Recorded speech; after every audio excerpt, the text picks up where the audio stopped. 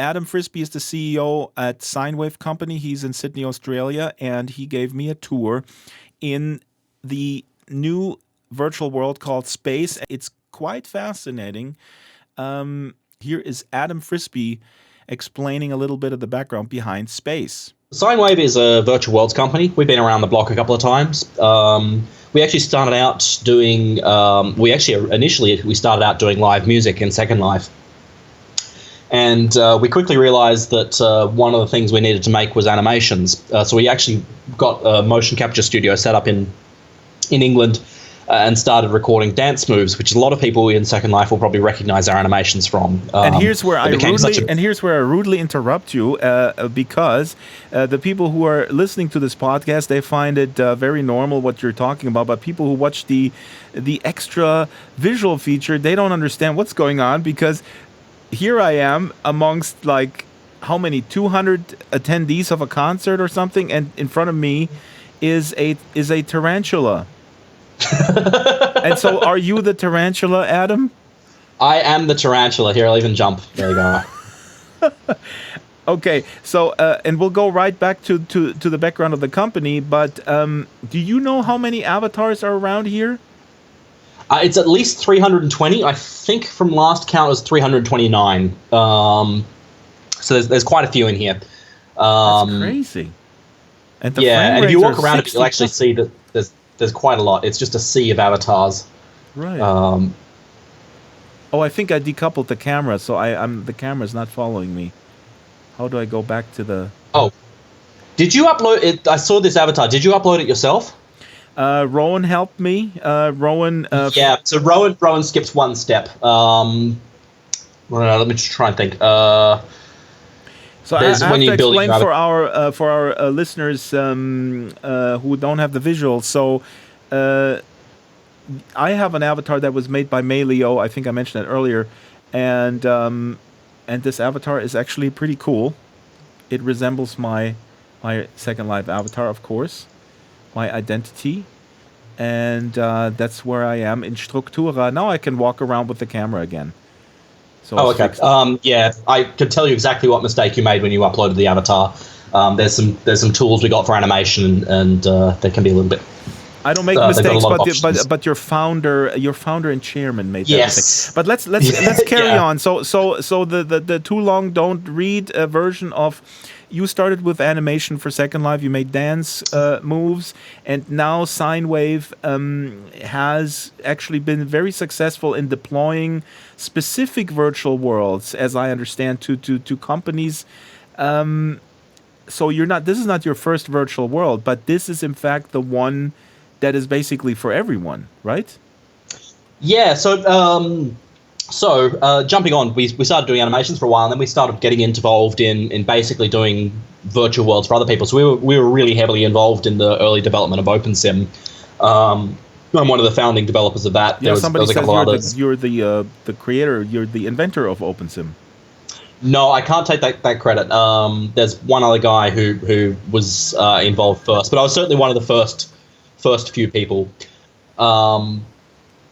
So we got involved in OpenSim, and one of the things we found was that it was great, but it wasn't perfect. When we wanted to do an event like this particular region we're looking at, so we've got 329 avatars in here. I'm getting a good 60 frames per second. Me too. I don't know what you're getting, but I presume it's probably fairly similar. So this region is something that Rowan uploaded as a joke almost. He came in one day. It was actually the previous version of this region, but he came in to the office one day and decided that the very best thing he could do to annoy me was to upload 600 avatars into a region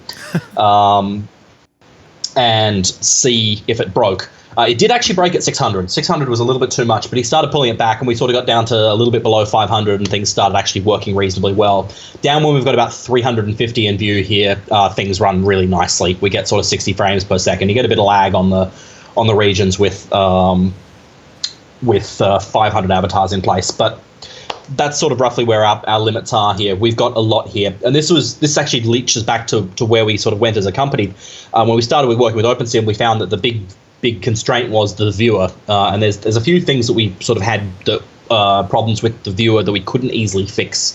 that caused us sort of business problems, because we actually started talking to a lot of big bands, and I don't know if I can actually mention them by name, but because I think we've got NDAs in place still years later. But one of the things that they sort of told us was that we want to put on these concerts, but we've got to do it for a minimum of 10,000 attendees. And you start sort of thinking about what we can do with other virtual worlds, and we realized very quickly that nothing out there on the market right now is going to be able to do what we need.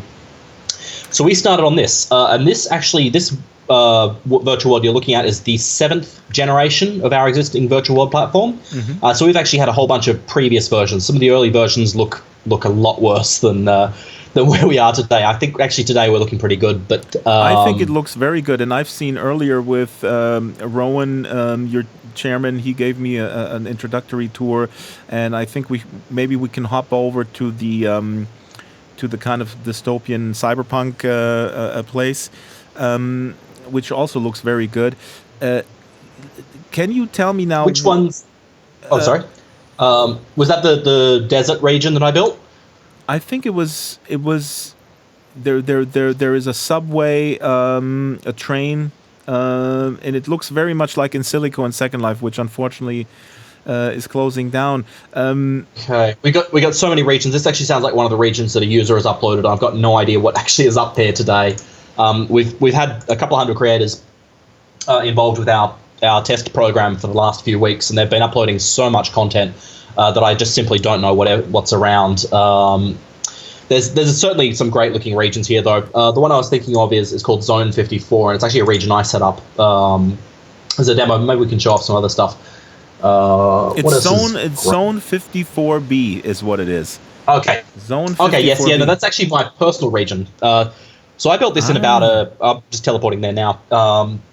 I built this in a Sunday afternoon, and then, I certainly built the outline of it on a Sunday afternoon, and then we sort of spent the next week with one of my assistants sort of packaging it all together. He did a lot of the piecing together of the buildings. So we're in there right now, and let me can we, so people can watch the video, but people may also only be listening to the audio. Can you describe this? It's incredibly impressive that, especially when you said you put this together in an afternoon. Rowan told me earlier that, of course, there's some assets that were pre-built from the Unity marketplace, but regardless, it's an incredibly expansive, cyberpunk themed city, I guess, or what is it? Yeah, so this one I built before sort of Westworld became popular, but I sort of decided that I wanted to make a really cool looking sort of Western cowboy themed science fiction region. Mm-hmm. And I built this one about a month and a half ago, so it's a little bit of one of the older regions that we've built up here.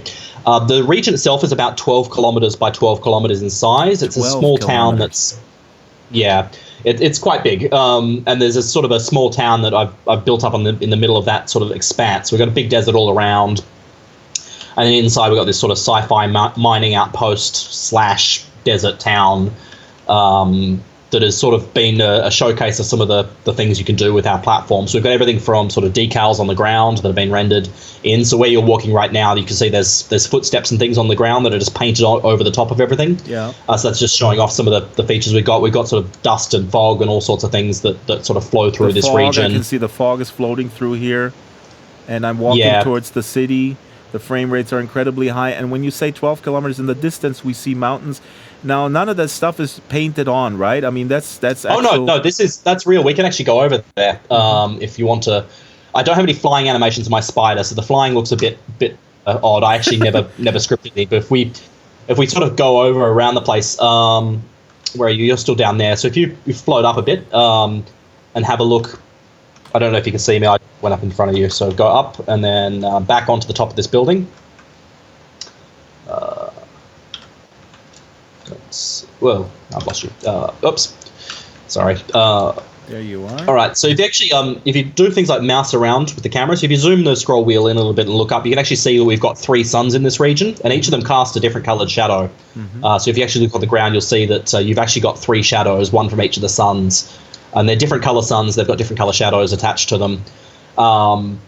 So we've got everything in here that sort of showcases some of our post effects. And I fell off the roof because there's click. Yeah, I see you there. Point and click, I guess. Yeah. So this region, it's got a lot of sort of generic, this is how you would build a professional region in space, but it doesn't necessarily show off every feature. So that last region you saw shows off things like our reflections a lot better. So you can see on the previous region where we've got 300 and something avatars in the scene, you also got reflections on every single one of those avatars. Right. So we basically, the virtue of being built on top of a professional game engine, we get to take advantage of a lot of really high-end graphics features that take otherwise sort of years to develop, certainly months to develop for a high-end graphics program, or we can sort of take advantage of and integrate them in a couple of days. So most of the sort of features in here are the same sort of features that you'll see in a modern video game. So we've got volumetric lighting in here. That allows things like sun shafts to be casted. It gives us atmospheric scattering. All these little fancy things that give us sort of really sophisticated fog effects. So if you look in the background at the sort of the train station rails, you'll see they sort of blend towards a sort of reddy color in the background as the haze from the sort of the red desert begins to pick up on them. So all those little effects are sort of the same ones you'll see in the latest. This is AAA. I'm not, not exaggerating if I were to say that this is, and I'm not a gamer, but this is AAA game quality, correct? Yeah, this is basically built to the same standards that someone who's building professional game quality content at the moment is building to. Now they'll be able to do a better job than me in an afternoon, and this is basically a quick region that we built as a demonstration of what you can potentially do. But I'm certain that some of the stuff that our creators are doing is going way past this level. Someone uploaded a region of a haunted town for Halloween yesterday that I was just floored by. It looked fantastic. And that looked straight out of a PlayStation title. That was really showcasing all the tools, and there's a lot you can do in here. But the other thing that all these tools give you is actually it lets you put another sheen of polish on content that you've already made. So the spider avatar that I've got is a pretty basic one. I've actually lost you in this region. I can go find you. Yeah. I was real quick. Let me interject in the interest of time. So this is something. Is this it is not public yet? You're inviting creators to create content, and when will this be available for the regular user, and what is the pricing model? If you could comment on that. So what's the time frame making this available? Actually, and before you answer those questions, can I walk towards the camera? I see the back of my head. I figured this out earlier, but now I can't figure this out anymore. I'll help you with that avatar. There was obviously when you were talking to Rowan earlier, he missed a checkbox that you should have ticked to get that to not happen. So let's go into the questions on sort of business model, how we're built. So our business model is not really built around land. Let's and other walk and sort talk, of Adam. So much. As Adam is talking, we're walking the tracks just like two hobos would. A spider and a dude in flip flops. I mean, there's nothing more normal than that. So please go ahead. Sorry to interrupt. Yeah, so our pricing model, we've got some land fees attached, but they're not big ones. We actually give you your first region entirely free of charge. So you can create a region. You can upload quite a lot into one of those regions. Where we limit you is distribution size. Mm-hmm. So if you make a region with an absolute ton of content, you may run into some limitations there. They're pretty big limitations. This region here that we're visiting right now, this would probably fit into our free tier if you squeeze it a little bit. It wouldn't take a lot of work to get this one to fit into our free tier. So you can do a lot of really high definition, high quality content. That's and amazing. Not pay a cent to us. But there is there a limit for the free model in terms of concurrency or how many people I can have there? So free regions get a concurrency limit maximum of 10. I know that's sort of that's not huge, but you are also getting it for free. If you start upgrading, you can get into some really high concurrencies though. So we give you, when you sort of upgrade onto our top package, and our top package is $75 a month. So there's 5 packages at the moment between sort of free and the top one. When you get that one, you get 10 regions with 100 concurrent in each. That's a joint limits. Oh, no, joint limit. That is a separate limit for each region. So you can literally have 1,000 concurrent users for $75 a month. Some of our regions can go to higher concurrencies. So if you're building something special that needs sort of a concurrency of 300 or whatever, then come talk to us because we can offer those things. We also offer instant sharding as well, particularly for things like event regions. So that allows you to basically, when your region fills, so say you've got your concurrency capped at, say, let's say 100.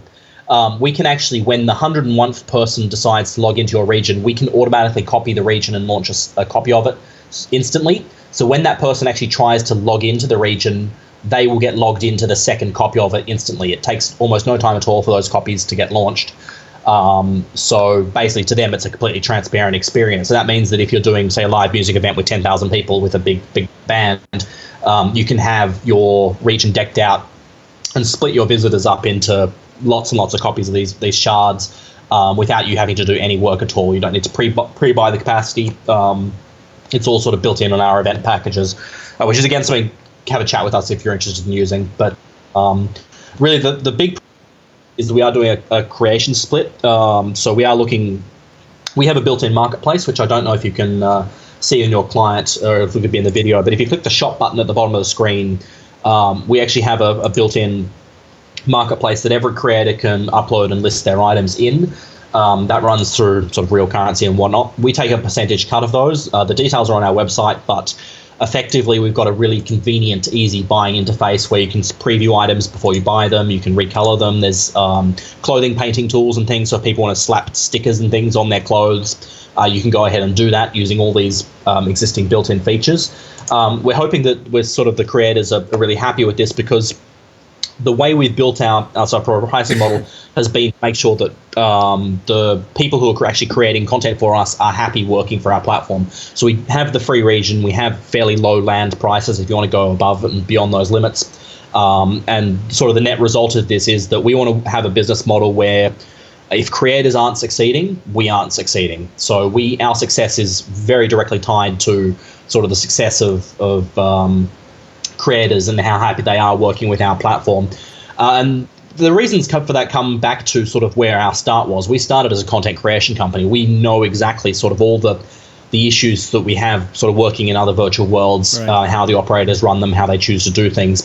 So, for instance, we have systems in place to handle things like content piracy. If someone uploads pirated content, our systems for dealing with it are a lot more reasonable for the creators than they are in other systems. We can actually completely wipe out every copy of a pirated good that gets uploaded if it does actually sneak through all the other systems we have in place. So, for instance, we have a team of people who are reviewing content to make sure that it's not a duplicate of stuff that they've seen before.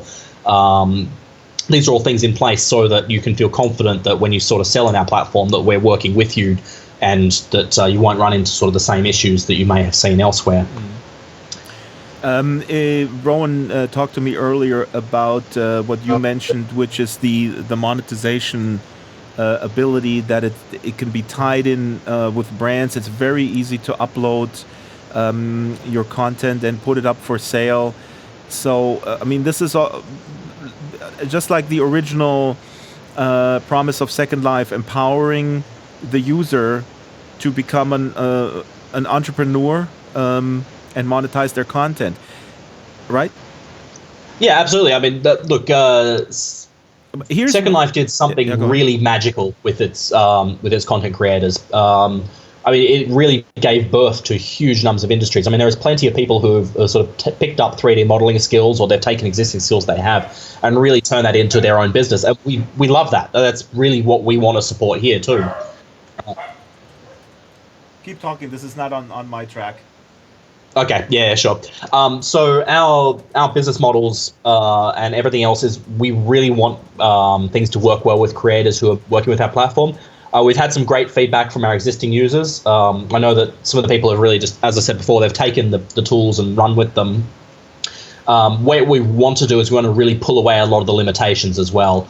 So this region, for example, we actually have huge breadth of trust in the creators in terms of what content you can upload into our systems. This region has actually got custom shaders written to it. So actually I went down and I edited the default skybox shader to add in room for multiple multiple procedural suns.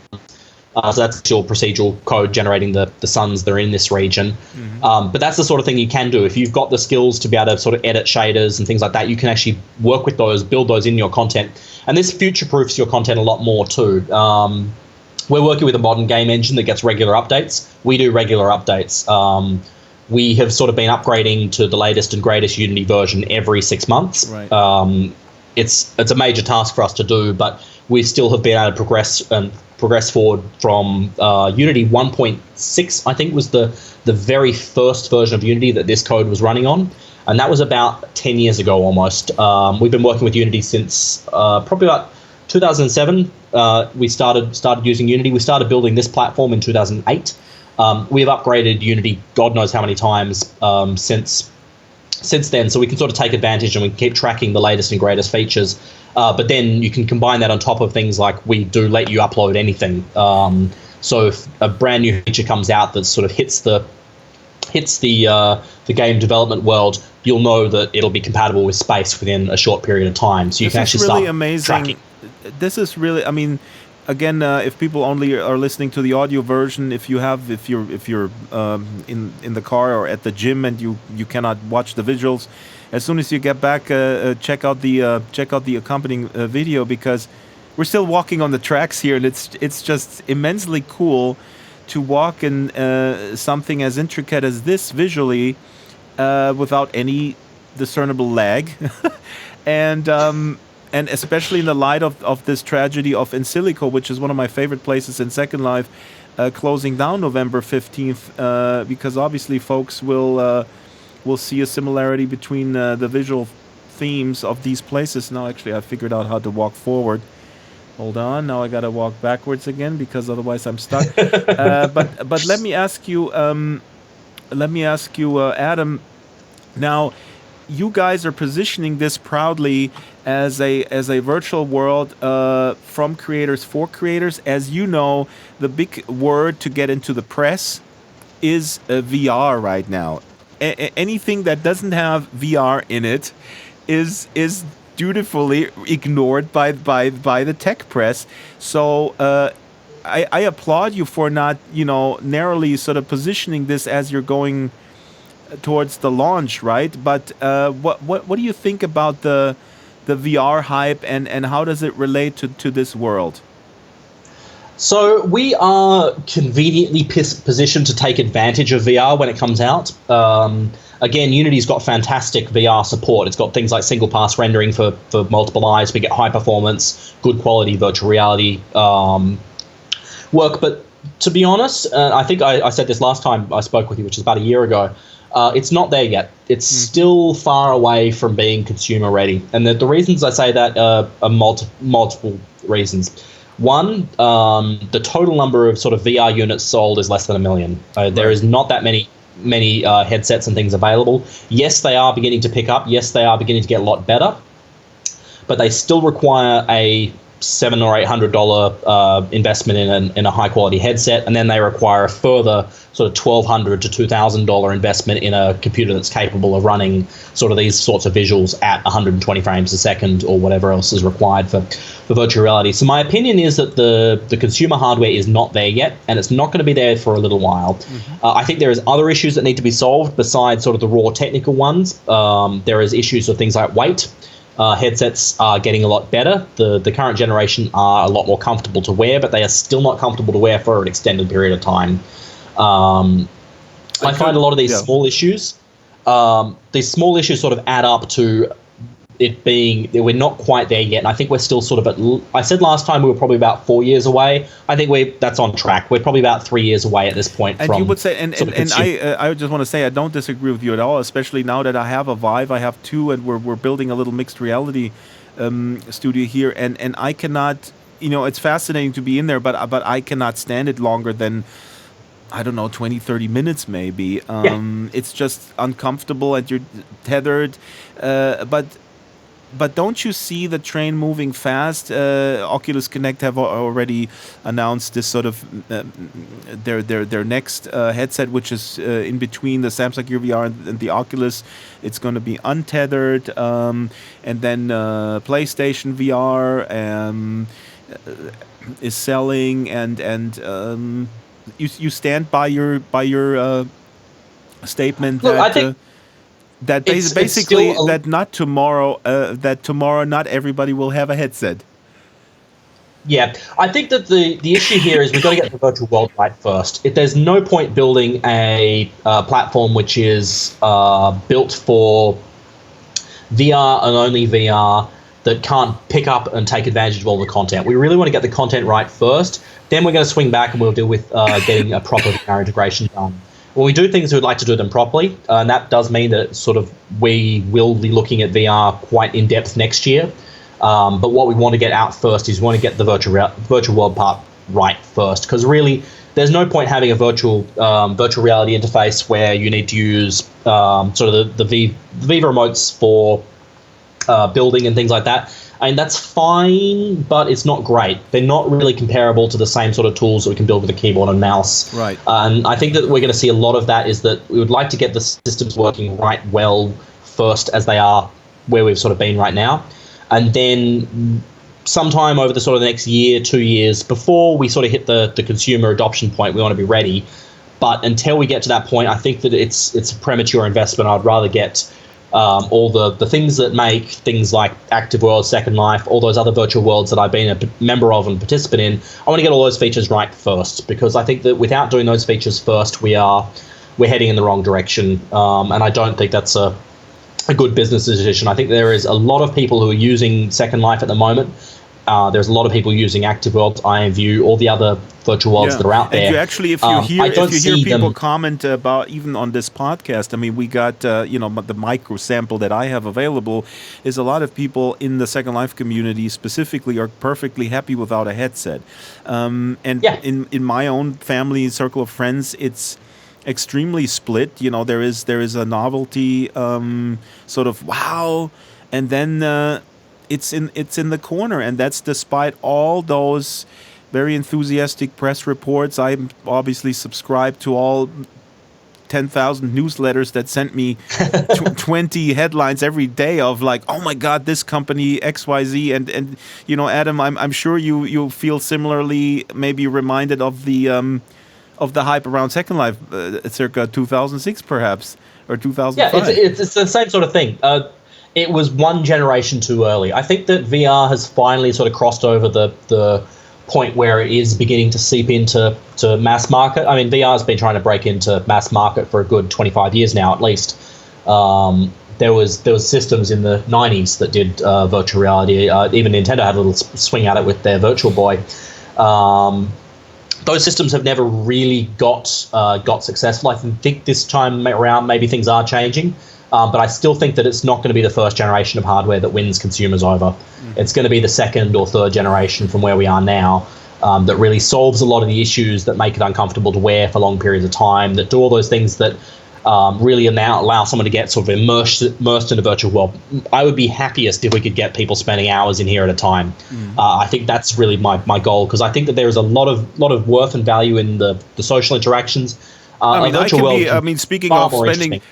Speaking of spending hours, I mean, if you look at the visuals, they're quite soothing. Actually, as we're talking, we're walking the sands of this Mars environment, seemingly infinite, and it's incredibly compelling. I mean, I'm amazed. And I'm sorry, I interrupted you because you were just talking about the importance, of course, of social. And we recently on the podcast talked about Facebook social VR. And of course, I mean, I couldn't help but be a little bit cynical. Like, they define social as sort of, the extent of what they demoed was exchanging selfies. I would say there's a lot more to social and expression and imagination than doing that. And that's not to say that they're working on something that will sort of eat everybody else's lunch, but right now we don't see it, and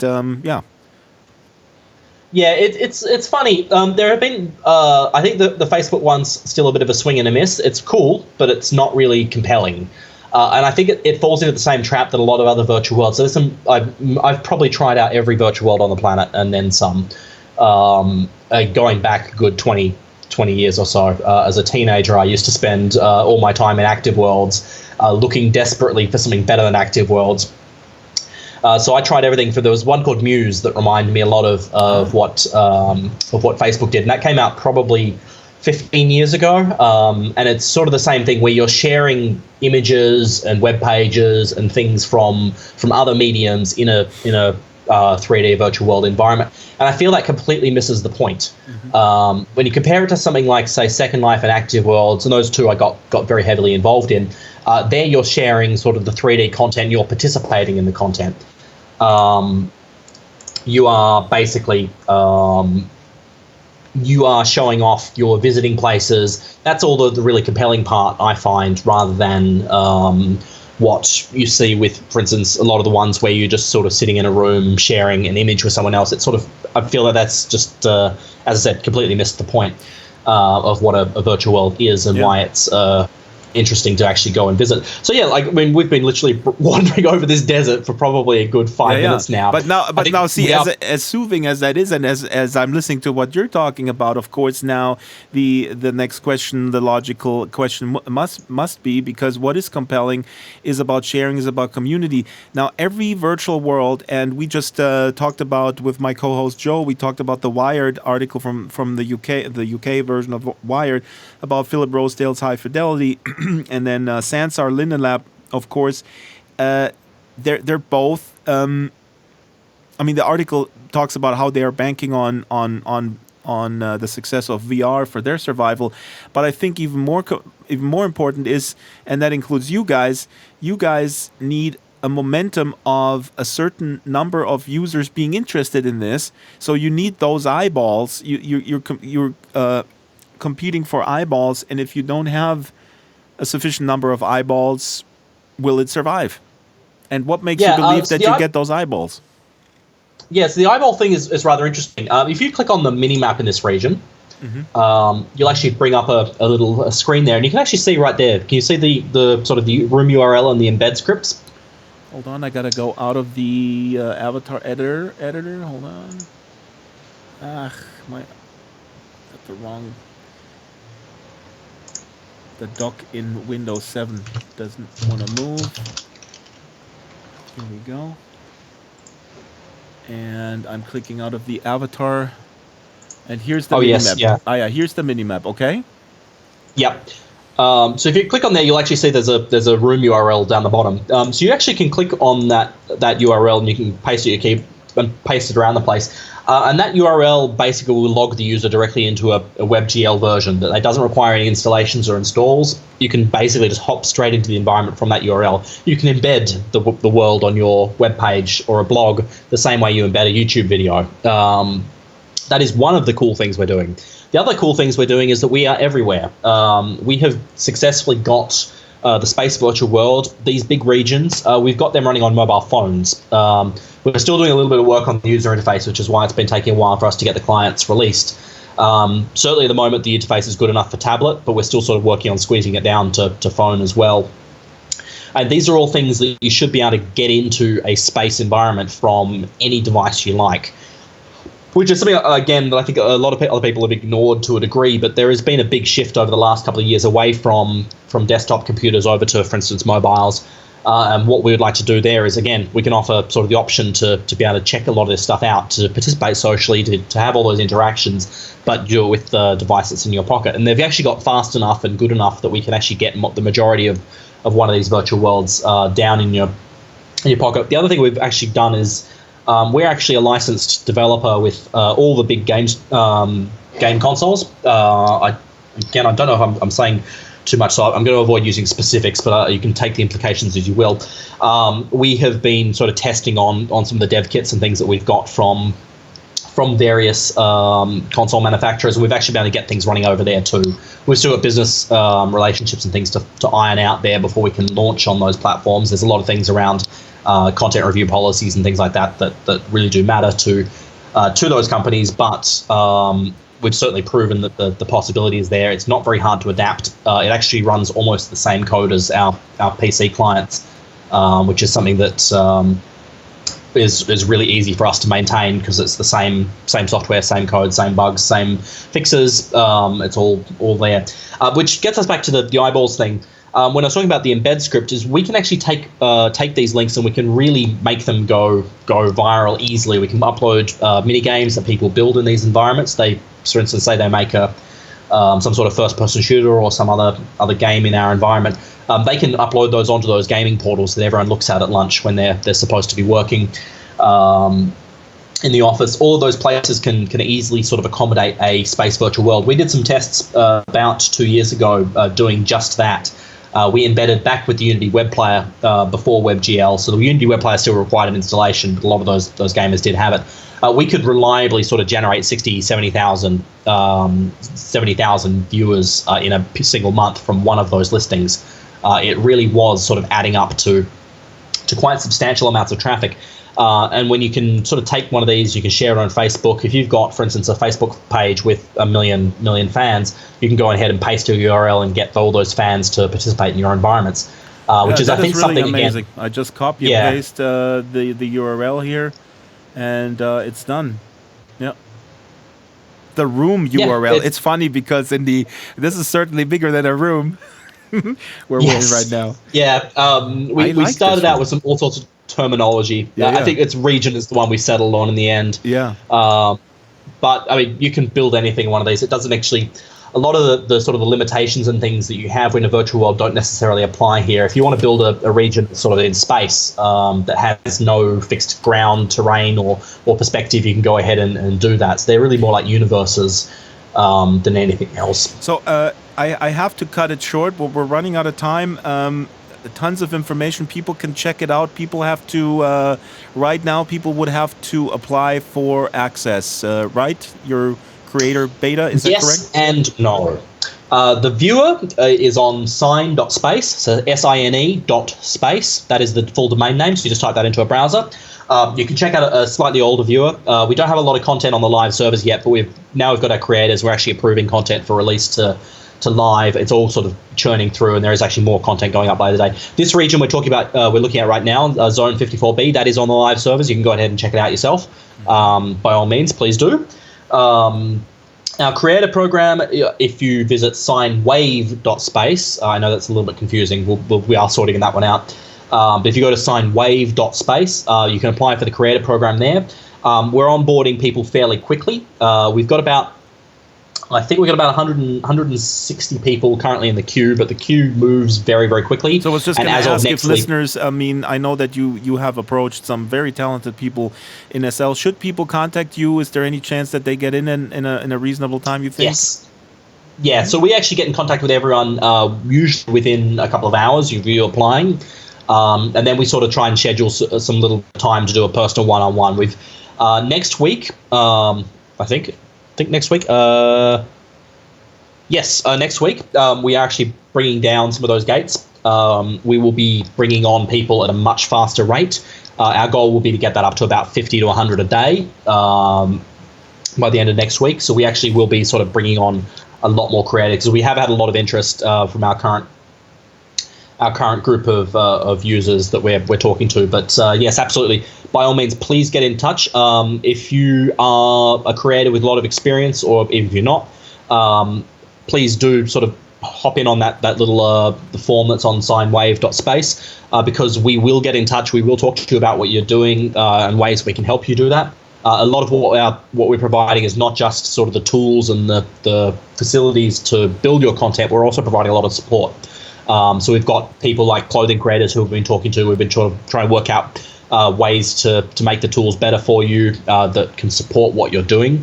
Over the last couple of weeks that we've been doing our current betas we've been really sort of making heavy changes to our tools based on feedback. The process is now fairly straightforward, I think. You yourself got your avatar up, which was really cool. I wasn't expecting that, because I think someone only started talking to you a couple of hours ago. No, I mean, that is completely amazing. I mean, this avatar was rigged and all, but Rowan also said earlier that, you know, the system basically, you can get it from Mixamo, you can get it from other sources. If it's a humanoid avatar, the system automatically rigs it, I understand, right? Yes, so we actually have a whole bunch of things. There's animation translation, which is what's happened to your one, so it obviously was already rigged. So we can actually sort of play our humanoid animations on any humanoid skeleton. You can upload all sorts of other things, like my spider. You can upload clothing items rigged to existing skeletons and have them joined together on demand. The avatar system is really probably one of the most flexible things that's been built into our platform. That's kind of hard to say because things like the region tools, you really can do whatever you like with them. But certainly sort of the avatar facilities and things are really quite powerful. And if you've got particular features that you need or want, or you're having a hard time or something, this is why we really like to be in contact, because we would like to come in and fix those things and make them all better and make things easy. It really should be a case that you can find pleasure in building content for our platforms. Which is sort of our end goal, is really making it so that there's nothing in the way, nothing happens that you don't expect or don't understand, and the tools feel robust and work well. Adam, you totally. I gotta go because we're out of time. But you have completely sold me on this. Not only in terms of friendly spider customer support, but also I had a great time without wearing an HMD. Can you believe it? In 2016, the year of VR, I'm having an immersive experience without an HMD tied to without two TVs tied to my face. Now, if you want to do that, we do actually have a special client which does let you do it. Mm-hmm. So we haven't been completely ignoring the virtual reality side of things. We actually do have versions of our client that support it that you can download and run with. But personally, I probably prefer to spend, if I'm spending an hour in World, I'd rather do it outside of the headset than with it. Right. Let's make this clear real quick. I mean, you can if you want, especially with Unity. I've been playing around with Unity, and there's actually a simple package. If you're designing in Unity, a Vive has a package that you download, and then your stuff just plays back in the Vive. So it's really simple, and I'm assuming you guys are doing similar things. So this is not an exclusion of new technology. It's it's basically about choice, how you want to be immersed. Yeah, good stuff. Our philosophy is we'd like to get the social and the content side right first. I think that's more important to us. And if we get that part right, then getting the technology part right is something it's important. It certainly is important to enable the other two. But if you can't get the social and the content right first, I think you're doing it wrong. All right, Adam Frisby, CEO of Sinewave Entertainment, thank you so much. Absolutely amazing. And if people come across this podcast or this video randomly on the interwebs and they look at an empty space with a dude and a spider and they go like, oh, this place is emptier than Second Life, then just understand that we are on a closed world, and there are plenty of people in this other world. In fact, almost 600. So wait a minute, they're not even live. No, but we're joking. I'm thoroughly impressed, and yeah, good luck. Let's just repeat the availability, estimated availability of this being completely live. What do you think? It will be very soon. We've been. Oh no, far sooner than that. It'll be this year. We are basically, the only things we are holding back on at the moment is just how quickly and efficiently we can bring on creators. We're working on documentation for the last couple of months. We want to make sure that the documentation is good enough for a mass audience. Mm-hmm. So that's sort of why we've been holding things back a little bit on the release times. The tools we think are ready. It's just a matter of making sure that when you download those tools, you know what you're doing. So we've got about 4 hours of video tutorials so far. We've got a wiki and all sorts of things set up that hopefully give everything we need. And if we get good feedback from the creators that we're onboarding next week and the week after, then we could be very well looking at just a completely public go for your life environment very shortly thereafter. Awesome. I'm going to end this broadcast with a nice picture of us both here against the Martian sun. I'll stop moving away then. Let's pose for a picture. Here we go. I'll turn this way so you get the. Oh, I guess either. No. This is just beautiful. Snapshots in here too? Can I take snapshots in here too? Yes, just the bottom screen snapshot button. The bottom screen snapshot button. I'm still in my avatar. In and out of my avatar. Here we go. And oops. Here we go. Clicked again. And this looks good. And here is a snapshot button. And here on is a the snapshot bottom of the button screen. on the bottom. And I'm going to share it. And I'm going to share it. and I'm going to save and share it to my email. Save and share and it that's